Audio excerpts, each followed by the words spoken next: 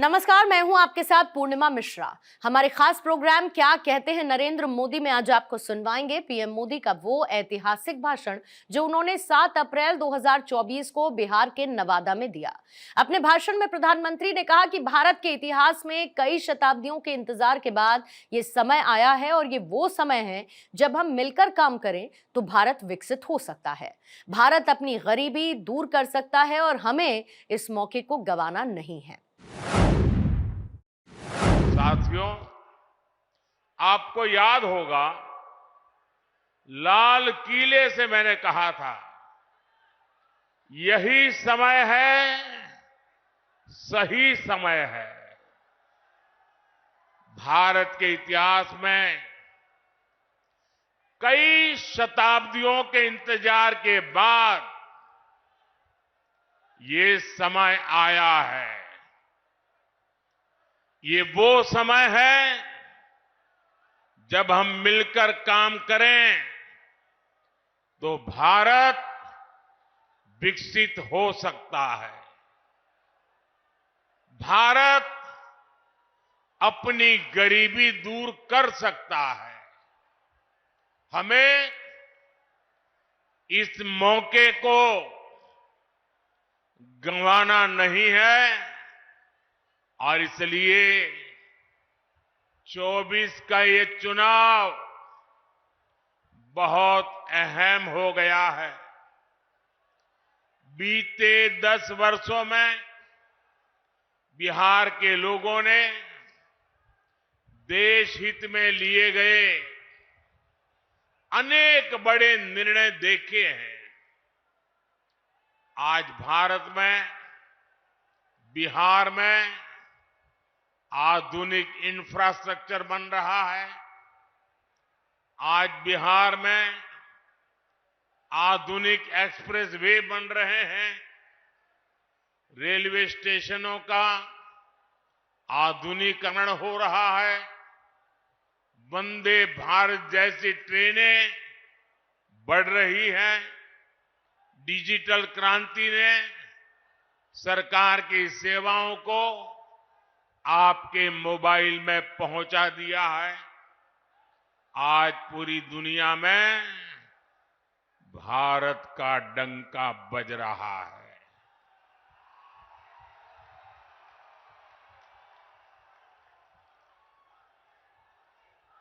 आप मेरी बात से सहमत हैं? भारत का डंका बज रहा है। यूरोप में डंका बज रहा है। ऑस्ट्रेलिया में डंका बज रहा है। न्यूजीलैंड में डंका बज रहा है। अफ्रीका में डंका बज रहा है। अमेरिका में डंका बज रहा है। कैसे? ये कैसे हो रहा है? कैसे हो रहा है? कैसे हो रहा है? आपने गलत जवाब दे दिया। ये मोदी के कारण नहीं हो रहा है। ये आपके एक वोट के कारण हो रहा है। आपके उस वोट की ताकत है जिसने देश को मजबूत सरकार दी और उसके कारण देश मजबूत कदम उठा रहा है। मुझे विश्वास है बिहार की ये महान धरती विकसित भारत के संकल्प को पूरा करने के लिए अपना भरपूर आशीर्वाद देगी। साथियों, मोदी देश से गरीबी खत्म करने के मिशन में जुटा है। मैं भी आप ही की तरह गरीबी को जीकर यहां आया हूं। मैं कभी भूल नहीं सकता कि 2014 के पहले देश में क्या स्थिति थी।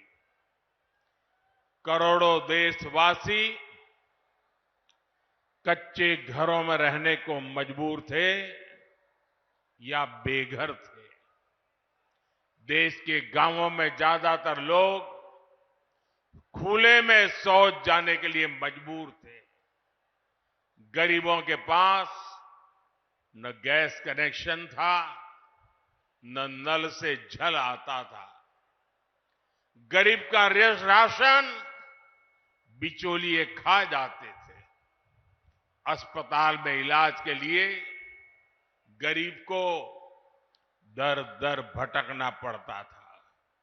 साथियों, गरीब का बेटा मोदी गरीब का सेवक है। मैं जब तक देश के हर भाई बहन की गरीबी दूर नहीं कर लूंगा, चैन से नहीं बैठूंगा।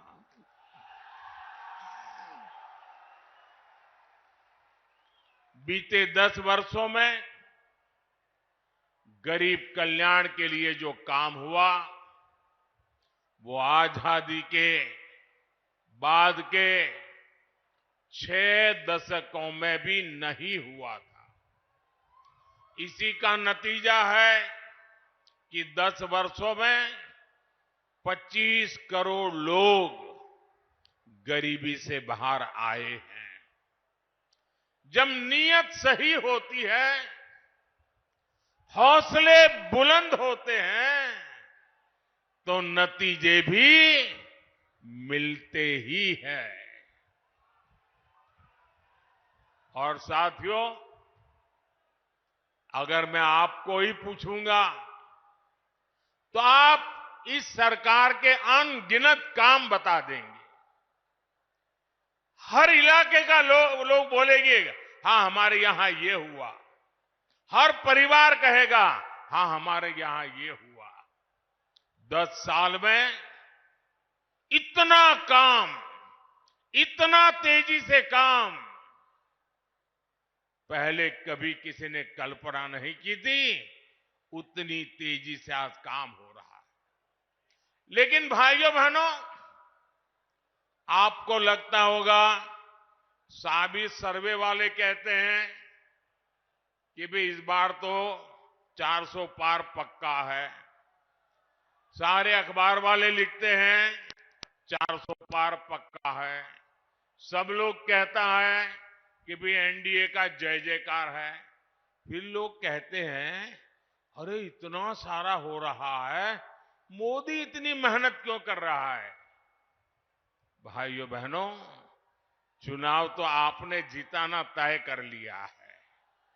मैं तो मेहनत इसलिए करता हूं कि मुझे आपके दर्शन करने का सौभाग्य मिल जाता है। अपनों से मिलने का आनंद होता है। अपनों को मिलने से ऊर्जा मिलती है, अपनों को मिलने से प्रेरणा मिलती है। और इसलिए मैं आपके बीच आता रहता हूं। और भाइयों बहनों, इतने सारे काम हुए। कोई ये कहेगा, यार मोदी जी बहुत हो गया, इतिहास में नाम हो गया, अब तो आराम करो। मेरा उनको जवाब है, मोदी मौज करने के लिए नहीं पैदा हुआ है। मोदी मेहनत करने के लिए ही जन्मा है, और वो भी 140 करोड़ देशवासियों के लिए। अब तक बहुत हुआ है, बहुत किया है, लेकिन मोदी का मन तो यही कहता है कि ये तो अभी ट्रेलर है।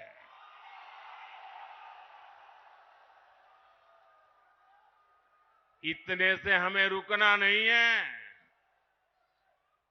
अभी तो गाड़ी टॉप गियर में ले जाना है। अभी तो रनवे पर है, नई ऊंचाइयों को पार करना है। अभी तो बहुत कुछ करना है। हमें देश को, बिहार को नई ऊंचाई पर लेकर जाना है। साथियों, बिहार और नवादा की हमारी माताओं बहनों को लंबे समय तक जंगल राज के अंधेरे में अपना जीवन गुजारना पड़ा है। बिहार में एक वो भी समय था जब हमारी बहन बेटियों को सड़क पर निकलने से डर लगता था। नीतीश बाबू के प्रयासों से, हमारे सुशील मोदी जी के अथक प्रयासों से बिहार इस जंगल राज से बाहर निकला। अभी नीतीश जी विस्तार से बता रहे थे कि जंगल राज के समय शिक्षा की, स्वास्थ्य की, अन्य सुविधाओं की कैसी हालत थी। नीतीश जी के नेतृत्व में बिहार उन परिस्थितियों से बाहर निकला है। अब हर बहन के पास उसके इस भाई की मोदी की गारंटी भी है।